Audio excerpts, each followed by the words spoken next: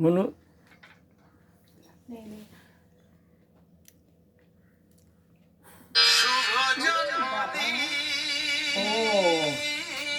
happy birthday happy birthday কজন তাকাও madam তাকাও আয় টাকা দিবি ম্যাডাম হ্যাপি বার্থডে ভালো করে তাকাও এইসব কথা বলবো না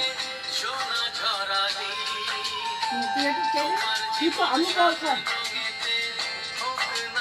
দেখে খাই না